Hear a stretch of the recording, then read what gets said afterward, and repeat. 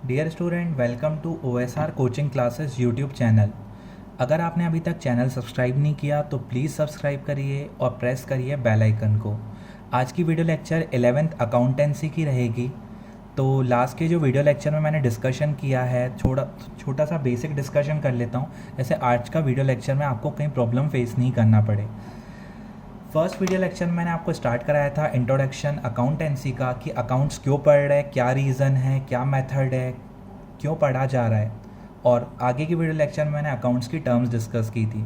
तो first video lecture में मैंने आपको बताया था अकाउंट्स क्यों पढ़ रहे हैं। अगर आप अकाउंट्स 11th क्लास की फॉलो पढ़ लेते हैं तो आप किसी भी शॉप का प्रॉफिट लॉस निकाल सकते हैं और फ्यूचर प्लान कर सकते हैं। इसीलिए हम 11th की अकाउंट्स पढ़ रहे हैं। अकाउंट्स 11th की अकाउंट्स की process, first process journal, second process ledger, third trial balance और फोर्थ फाइनल अकाउंट। अगर आप ये अकाउंट्स की सिस्टमेटिक प्रोसेस फॉलो कर लेते हैं तो आप किसी भी शॉप का प्रॉफिट लॉस निकाल सकते हैं। और प्रॉफिट लॉस से पूरा बिजनेस का फ्यूचर प्लान होता है कि बिजनेस में एग्जैक्टली हमारे फ्यूचर क्या होगा।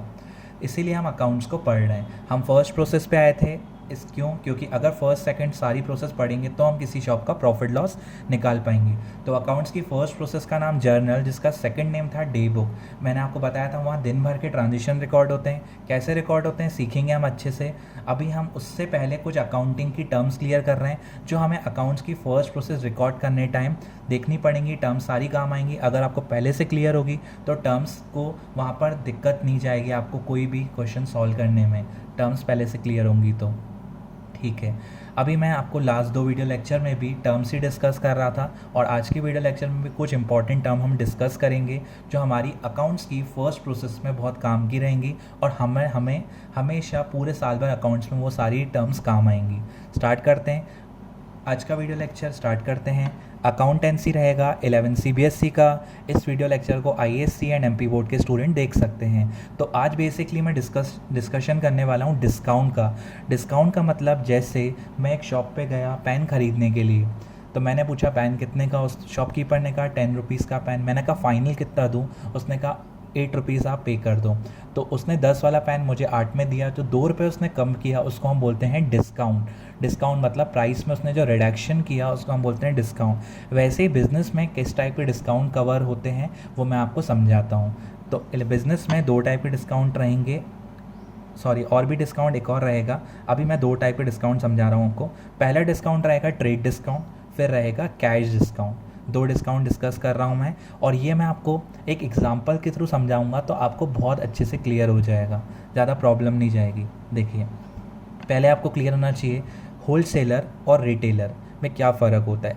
रिटेलर मतलब आपके घर के आसपास जो शॉप होती हैं जहाँ पर आप एक पेन भी ख़रीद सकते हो, 1 kg शुगर भी ख़रीद सकते हो, या सिंगल क्वांटिटी में आपको सामान इजीली मिल जाता है। ऐसा नहीं होता कि पैकेट ही ख़रीदना पड़ेगा, तो उनको हम बोलते हैं रिटेलर्स।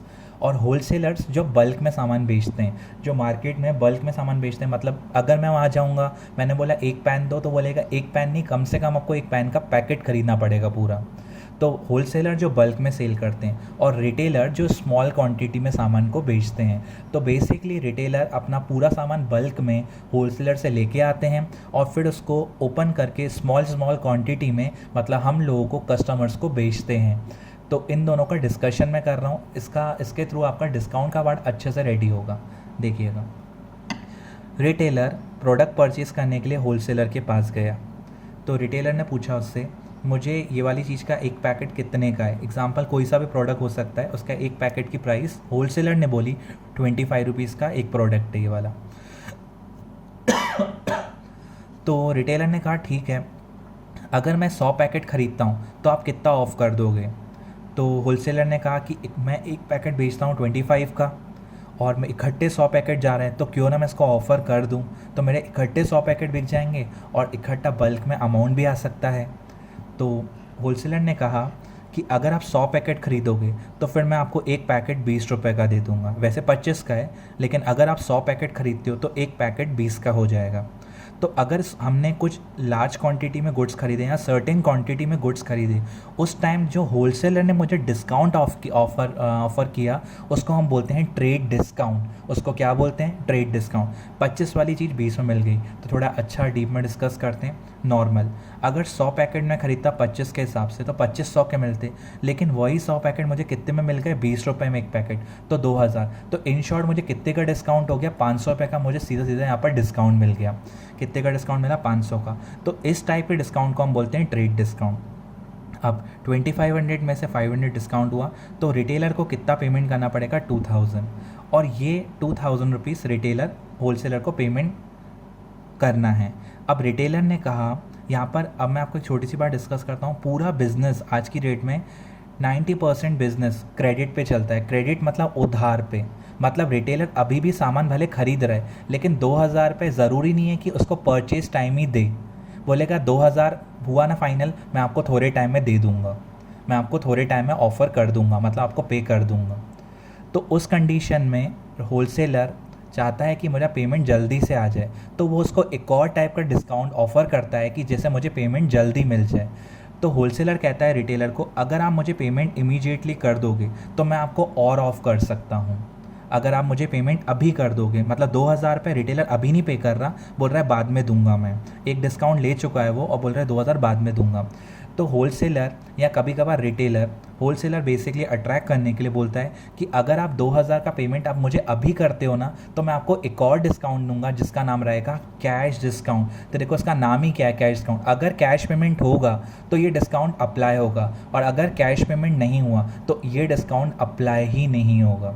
अगर कैश पेमेंट नहीं हुआ ना तो ये डिस्काउंट ही अप्लाई नहीं होगा। अब मैं पढ़ता हूँ, cash discount is the discount allowed for timely payment of the amount. अगर रिटेलर गुड्स खरीदने टाइम ही पेमेंट कर रहा है तो होलसेलर उसको एक और डिस्काउंट प्रोवाइड करेगा। अगर रिटेलर इमीडिएट पेमेंट कर रहा है, इमीडिएटली पेमेंट कर रहा है, तो जैसे कैश डिस्काउंट, होलसेलर ने कहा एक काम करो, अगर आप मुझे अभी पैसे देते हो तो मैं आपको 200 रुपीज़ का और ऑफ कर सकता हूँ। मतलब जहाँ आपको 2000 देने हैं ना, आप 200 कम करके 1800 दे दो। और होलसेलर चाहता है कि अगर होलसेलर के पास कैश आ जाएगा तो वो अपने 10 काम कर पाएगा, नहीं तो उसको काफ़ी वेट करना पड़ेगा और काफ़ी टाइम बाद पैसे मिलेंगे। और कहीं ना कहीं ये डिस्काउंट हो रिटेलर को अट्रैक्ट करता है। सोचता है रिटेलर कि अगर मैं जल्दी पैसे दे दूँ तो मुझे एक और डिस्काउंट मिलेगा जिसका नाम होगा कैश डिस्काउंट, और इस डिस्काउंट का नाम कैश डिस्काउंट है। तो ये बेसिकली डिस्काउंट कैश की पेमेंट पे ही अप्लाई होगा। अगर वो कैश पेमेंट नहीं करता है तो फिर एक ही डिस्काउंट अप्लाई होगा जिसका नाम है ट्रेड डिस्काउंट। तो 500 का ट्रेड डिस्काउंट ही अप्लाई होगा, फिर कैश डिस्काउंट अप्लाई नहीं होगा। अगर रिटेलर पैसे नहीं देता तो उसको बाद में 2000 देने पड़ते। रिटेलर ने इमीडिएटली पेमेंट किया तो होलसेलर ने उसको एक और डिस्काउंट ऑफर किया जिसको हम बोलेंगे कैश डिस्काउंट, जिसको हम क्या बोलेंगे, जिसको हम बोलेंगे कैश डिस्काउंट। रिटेलर ने इमीडिएटली पेमेंट किया होलसेलर को, उसने एक और डिस्काउंट प्रोवाइड किया, लेकिन ये 1800 का अमाउंट रिटेलर को इमीडिएटली होलसेलर को पे करना पड़ेगा। रिटेलर को वो अमाउंट इमीडिएटली होलसेलर को पे करना पड़ेगा। तो दोनों में से पहले ट्रेड डिस्काउंट अप्लाई होता है, उसके बाद कैश डिस्काउंट अप्लाई होता है। ट्रेड डिस्काउंट अप्लाई होता ही है, और कैश डिस्काउंट तब अप्लाई होगा जब कैश पेमेंट होगी। अदरवाइज़ अगर वो कैश पेमेंट नहीं करता तो फिर 2000 देने पड़ते। अगर कैश पेमेंट होगा तो उसको 200 का एक्स्ट्रा डिस्काउंट मिलेगा। जो बिजनेसमैन ये ऑफ़र डिस्काउंट्स रखते हैं वो प्रोवाइड करते हैं पहले ट्रेड फिर कैश। आगे हम टर्म को डिस्कस करते हैं। अभी 2 डिस्काउंट समझे हुए हैं, आगे हम टर्म्स को डिस्कस करते हैं। एंट्री, एंट्री मतलब an transaction an event when recorded in the books of account is known as a entry. मतलब जैसे आप किसी भी ट्रांजेक्शन को अकाउंट्स में रिकॉर्ड करते हो, आप किसी भी ट्रांजेक्शन को अकाउंट्स में रिकॉर्ड करते हो उसको हम बोलते हैं एंट्री अकाउंटिंग टर्म में। जैसे अकाउंट्स की फर्स्ट प्रोसेस का नाम जर्नल, जिसका सेकंड नेम डे बुक, जहाँ हम दिन भर के ट्रांजेक्शन रिकॉर्ड करते हैं। जैसे मैंने परचेज़ किया तो ये ट्रांजेक्शन है, पैसों से रिलेटेड एक्टिविटी हुई, सेल किया उसको रिकॉर्ड किया अकाउंट्स की फ़र्स्ट प्रोसेस में। मैंने बताया था अकाउंट्स की फ़र्स्ट प्रोसेस में सारे ट्रांजेक्शन रिकॉर्ड करते हैं। तो जब आप ट्रांजेक्शन रिकॉर्ड करोगे तो उसको रिकॉर्ड करने टाइम अकाउंटिंग टर्म में उसको बोला क्या जाता है, उसको बोला जाता है एंट्री करना। एंट्री मतलब बुक्स में, अकाउंट्स में ट्रांजेक्शन को लिखने को हम बोलते हैं एंट्री। तो एंट्री का मतलब ट्रांजेक्शन्स को रिकॉर्ड करना बुक्स में। नेक्स्ट टर्म है entity. An business entity means an enterprise establish. Business entity का मतलब एंटरप्राइज स्टैब्लिश, कोई एंटरप्राइज मतलब कोई शॉप इज एग्जाम्पल, कोई एंटरप्राइज स्टार्ट हुई किसके हिसाब से, in accordance with law, law के हिसाब से स्टार्ट हुई। और क्यों स्टार्ट हुई? To engage in business activity, और वो एंटरप्राइज बिजनेस एक्टिविटीज़ करेगी। बिजनेस एक्टिविटी मतलब प्रोडक्ट खरीदना, प्रोडक्ट बेचना, प्रॉफिट कमाना, ये होती है बिजनेस एक्टिविटीज़। तो उसको हम बोलते हैं एंटिटी। मतलब कोई सी भी एंटरप्राइज स्टार्ट हुई और उसका मेन इंटेंशन क्या है? बिजनेस एक्टिविटीज़ करनी है। बिजनेस एक्टिविटीज़ प्रोडक्ट खरीदना, बेचना, प्रॉफिट कमाना, ऐसी एंड बिजनेस एक्टिविटीज़ जो एंटरप्राइज करती है उसको हम अकाउंटिंग टर्म में बोलते हैं एंटिटी। उसको हम अकाउंटिंग टर्म में क्या बोलते हैं? एंटिटी। मतलब कोई सी भी एंटरप्राइज, मतलब कोई सी भी टाइप का ऑर्गेनाइजेशन स्टार्ट हुई, कोई सी भी टाइप की एंटरप्राइज स्टार्ट हुई और उसका इंटेंशन क्या है? बिजनेस एक्टिविटीज़ करनी है, लाइक परचेस करना है, सेल करना है, प्रॉफिट कमाना है, उसको हम अकाउंटिंग टर्म में क्या बोलते हैं? एंटिटी बोलते हैं। अब उसके में क्या क्या इंक्लूड है? एक सिंगल पर्सन ने बिजनेस स्टार्ट किया, उसको भी हम एंटिटी बोलेंगे। पार्टनरशिप, मिलजुल के 3-4 लोगों ने बिजनेस स्टार्ट किया, उसको हम बोलेंगे पार्टनरशिप एंटिटी उनकी। और बहुत सारे लोगों ने मिलकर बिजनेस स्टार्ट किया, उसको हम कंपनी बोलेंगे। तो ये तीनों चीज़ें एंटिटी के अंदर इंक्लूड होती हैं। कोई सी भी एंटरप्राइज जो बिजनेस एक्टिविटी के लिए स्टार्ट हुई उसको हम बोलते हैं एंटिटी। एंटिटी का मतलब क्लियर। आगे आते हैं रिबेट। रिबेट का मतलब डिस्काउंट। अब आपने कहा सर आपने डिस्काउंट सिखा तो दिया, हाँ बिल्कुल डिस्काउंट सिखा दिया है। ये एक अलग टाइप का डिस्काउंट है और ये एक्सेप्शनल केस में ही अप्लाई होता है, जिसको हम क्या बोलेंगे? जिसको हम बोलेंगे रिबेट। क्या बोलेंगे? जिसको हम रिबेट बोलेंगे। रिबेट मतलब example, discount allowed because of poor quality of goods. Goods की क्वालिटी पुअर है। एग्जाम्पल, होलसेलर ने रिटेलर को सामान बेचा, रिटेलर के पास सामान पहुंच गया। रिटेलर ने जब सामान पहुंचा तो रिटेलर ने सामान देखा तो सामान की क्वालिटी बहुत ख़राब थी, क्वालिटी पुअर थी। तो एग्जाम्पल, होलसेलर ने कहा था कि प्रोडक्ट मैं 2000 में दूंगा, या होलसेलर ने कहा था कि प्रोडक्ट मैं 5000 में दूंगा, या होलसेलर ने कहा था प्रोडक्ट मैं 10,000 में दूंगा। एग्जाम्पल, 5000 का डील हुआ। तो रिटेलर ने कहा कि आपने 5000 प्रोडक्ट का प्राइस बोला था। होलसेलर ने कहा बिल्कुल सही।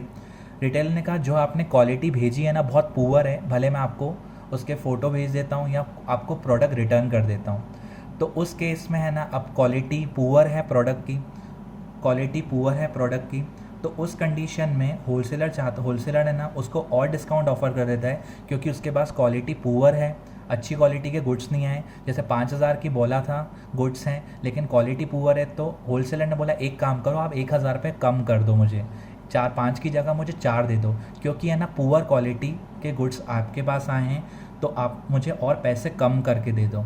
तो पुअर क्वालिटी ऑफ गुड्स अगर हम किसी को बेचते हैं उस टाइम जो डिस्काउंट ऑफ़र करते हैं उसको हम क्या बोलते हैं? उसको हम बोलते हैं रिबेट। जब हम पुअर क्वालिटी के गुड्स बेचते हैं उस टाइम जो डिस्काउंट ऑफ़र करते हैं उस डिस्काउंट को हम क्या बोलते हैं? रिबेट। एग्जांपल, बेच तो दिए 5000 के, बाद में उसने बताया, होलसेलर को भी ध्यान नहीं था, बाद में रिटेलर ने बनाया कि जो गुड्स भेजे हैं वो पुअर क्वालिटी के हैं। तो उस कंडीशन में होलसेलर उसको डिस्काउंट ऑफर कर देता है, क्योंकि यार क्वालिटी अच्छी नहीं गुड्स की।